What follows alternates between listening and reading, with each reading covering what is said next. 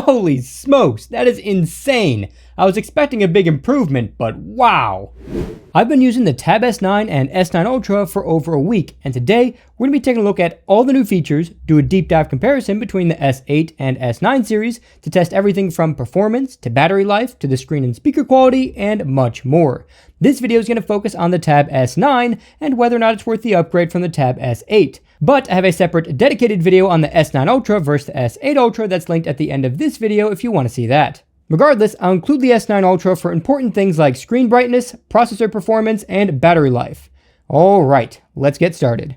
Inside the box, you get the tablet, the S Pen, and it's the exact same S Pen that you get with the Tab S9 Ultra.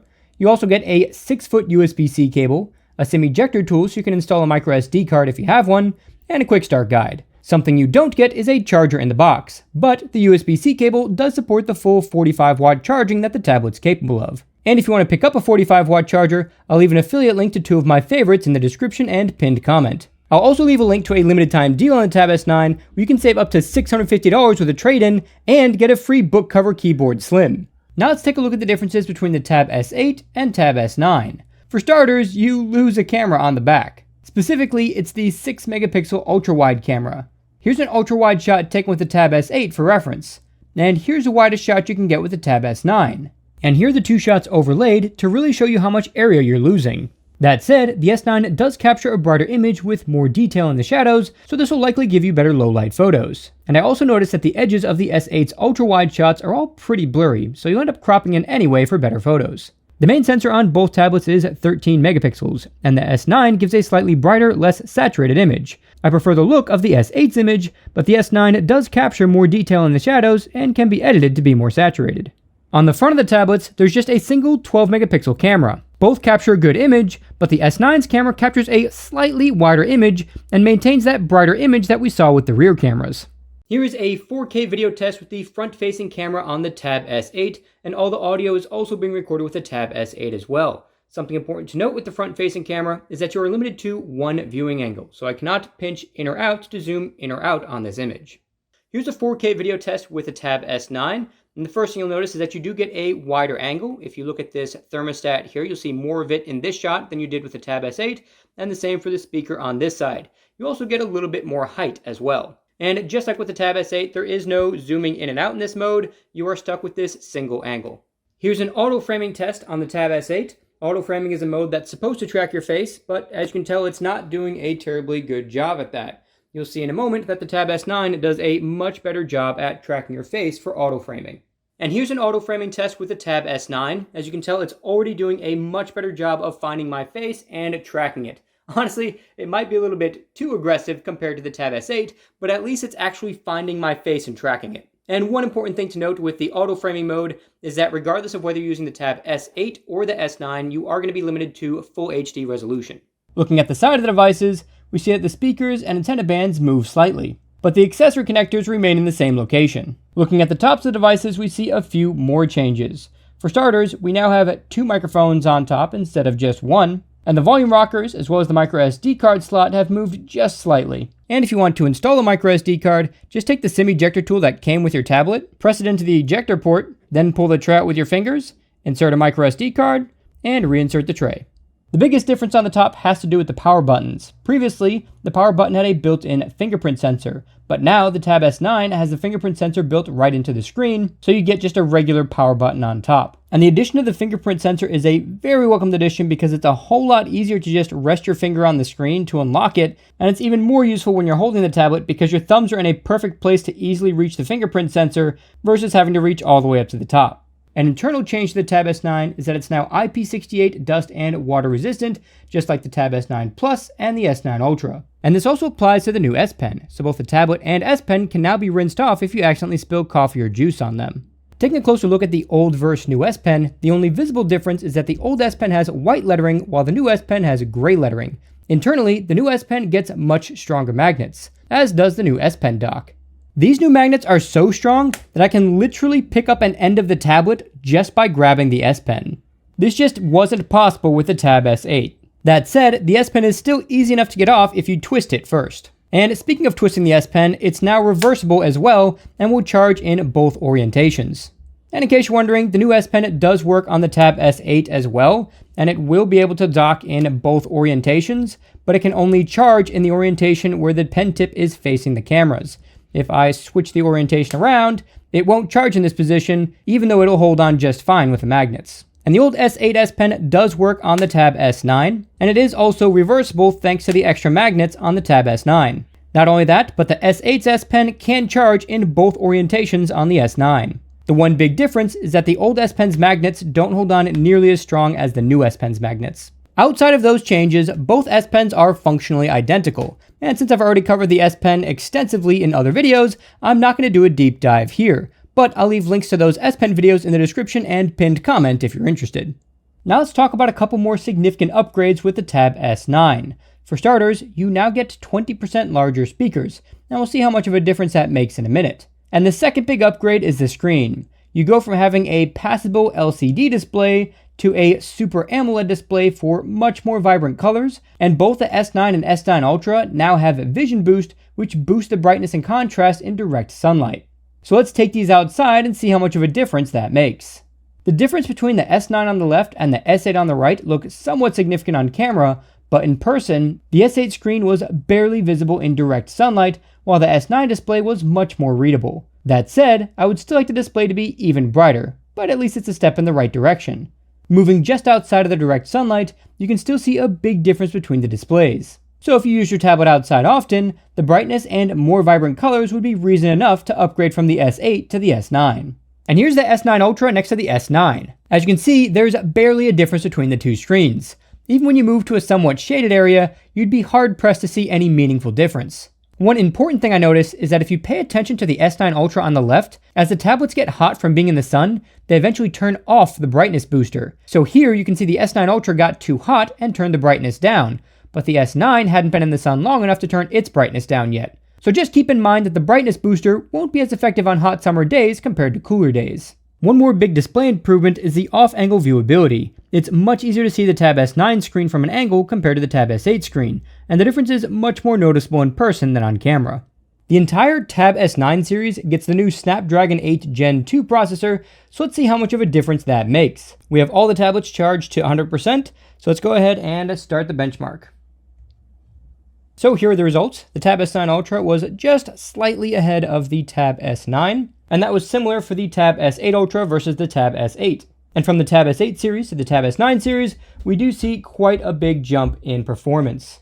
Now let's see how that translates to real-world use. First, let's see how fast these tablets can open DeX, which is Samsung's desktop experience that gives you a desktop and multiple floating window support, just like a regular laptop. Let's see if I can hit all of these at the same time. All right, first try. So it looks like the Tab S9 Ultra and Tab S9 opened at almost the exact same time, with the Tab S8 Ultra and Tab S8 lagging slightly behind. But regardless, all of these opened it super quick. Now I want to try a processor-intensive video export using LumaFusion. This is a 15+ minute 4K video, and I've applied a Gaussian blur to the entire video. So let's see how these tablets perform this time.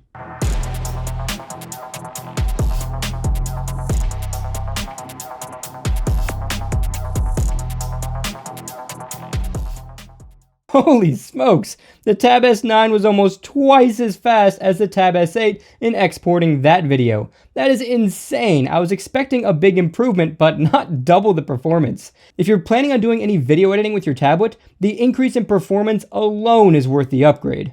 I also tried a few games on the tablets, and I didn't notice much of a difference with the games that I tried. But let me know in the comments below if there are some particularly difficult games to run, and maybe I'll try those out for a future video. Now let's see how much of a difference the 20% larger speakers make, and for this test, I'm even going to bring in the iPad Pro.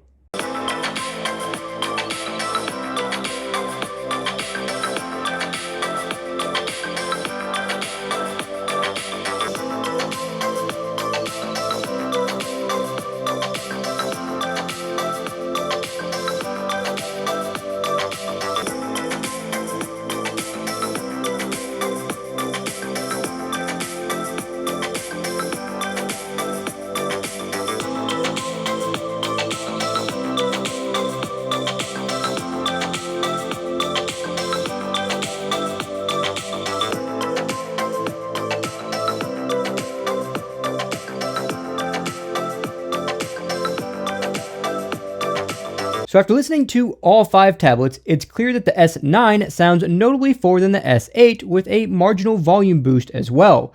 But the S8 Ultra sounds more clear than the S9 while being at about the same volume level. Then the S9 Ultra sounds both fuller and louder than the previous 3 tablets. And Apple's iPad Pro comes in with a warmer sound at a slightly lower volume than the Tab S9 Ultra.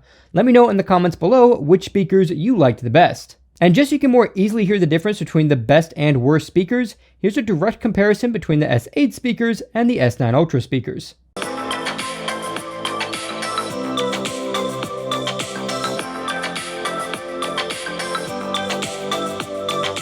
In an extreme battery life test with both tablets set to their max brightness and max volume, I got about 6 hours of screen on time with both the Tab S8 and S9.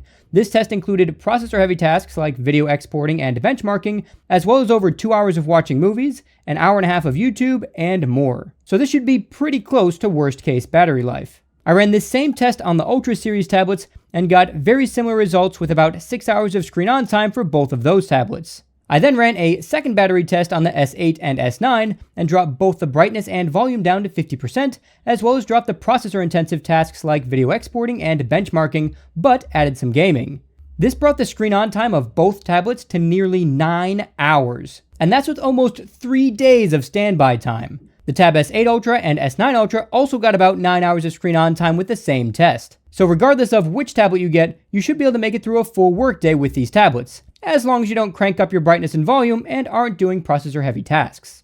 I had a chance to test out the charge speed on both the S8 and S9 from 0 to 100% using Samsung's official 45-watt charger. The S8 charged to 50% in about 35 minutes and made it to 100% in just 80 minutes. The S9 took about 40 minutes to get to 50%, then slipped further behind the S8 by 20 minutes, reaching 100% in 100 minutes. The larger 8400 mAh battery in the S9 versus the 8000 mAh battery in the S8 accounts for some of the difference in charge speed, and it's also important to note that the last 10 minutes of charging on the S9 was simply to get from 97% to 100%. So at the end of the day, you can expect similar or slightly longer charge time on the S9 versus the S8. Now let's see if Tab S8 accessories work with the Tab S9. And for this test, we use the Tab S8 keyboard cover. The tablet just magnetically connects to the back, then you just align the pins and they'll magnetically snap together. And I get a notification here telling me that this keyboard isn't designed for this tablet, but let's see if it works. And it looks like the typing works just fine. Now let's try a keyboard shortcut and open up Samsung DeX. Looks like that works fine too. And fun fact, the S Pen can attach to the top of the tablet magnetically for quick access, but it can't charge in this orientation. Similarly to the Tab S9 Ultra, the camera cutout is not going to fit around the new camera module. So as long as you're okay with that corner sticking up a bit, you'll be able to use your Tab S8 keyboards with no problems at all. That said, since the Tab S9 is slightly slimmer than the Tab S8, I highly doubt you're going to be able to use any of your regular Tab S8 wraparound cases on the Tab S9. Now it's time for some rapid-fire Q&A from questions you guys asked on my community page about the Tab S9. I'll be demonstrating some of these with the Tab S9 Ultra, but both tablets function identically for those features. The first question was, is there an always-on display? Technically, yes, but not the type of always-on display you're probably thinking of. When you plug either of these tablets in to charge, you'll get this icon in the bottom left corner, and if you tap this, you'll get something called Daily Board, and if you set this up, you'll get a screensaver that appears while the tablet's charging. And if you swipe over, you can do things like add notes, control SmartThings devices, see the weather and pictures from your gallery, or go back to the clock. But as soon as you unplug this, that always-on display disappears. However, if you pull down your quick toggles, then swipe across the Daily Board and tap the text, then tap Details, you can scroll down a bit and enable this option called Add Daily Board to App Screen. Once you do that, you get a new application called Daily Board, and if you tap that, you'll be able to turn on that always-on display even if you're not plugged in. But just keep in mind that this will drain a whole lot more battery than a typical always-on display because it does have a colored background. Someone else asked about Bluetooth range, so I used my WH-1000XM4s and walked as far away as I could from both tablets and neither lost connection. This was true when walking around in my basement, 2 floors down, as well as walking as far away as I could on my property. So I really think the Bluetooth range will be limited by the device you're connecting to, not the tablets. Another question was if you could connect a game console to the tablet to play the game on the tablet. And you'll see here that if I plug in my Nintendo Switch, all it does is start charging the Switch, but it doesn't actually push the display to the tablet. and this will be true regardless of which console you use. The only way to use the second screen feature, which is found in your quick toggles here, is to connect it to your computer wirelessly, and all that's going to do is give you an extra screen for your computer. But the latency would likely be too high for competitive gaming, so I wouldn't recommend doing that so you could play PC games in a different room on the tablet. It could probably work for some games, but if you need fast reflexes, it probably wouldn't be a good idea. That said, if you subscribe to Xbox Game Pass and download the app to your tablet, as well as connect an Xbox controller, you'll be able to play a bunch of official Xbox games right from the tablet without needing to buy a console. And you can also use a controller to play AAA mobile titles as well. Someone else asked if you can use an external keyboard and mouse with Samsung DeX, and the answer is definitely yes. You can even use the external keyboard and mouse outside of DeX as well. So now it's time for the big question. Is the Tab S9 worth the upgrade? Absolutely yes in every way. The screen is dramatically better in every metric. It's nearly twice as fast for processor-intensive tasks like video editing while maintaining similar battery life. You get IP68 dust and water resistance, the speakers are notably better, the S Pen holds on better and can charge in either orientation now, and I have an affiliate link in the description and pinned comments to a limited time deal where you can save up to $650 on the Tab S9 with a trade-in, plus get a free book cover keyboard. The only reasons not to upgrade would be if you really want that ultra-wide camera on the back of your S8, you don't care about any of these big upgrades, or if you're thinking about getting the Tab S9 Plus or S9 Ultra. And if you're still on the fence, here are a ton of incredible features that are available on both the S8 and S9. Or if you want to see what the Tab S9 Ultra has to offer, you can check out this video instead. And don't forget to subscribe and turn on notifications so you don't miss my deep dive coverage of the Tab S9 and S9 Ultra. That's it for this tech episode. God bless, guys, and I'll catch you in the next one.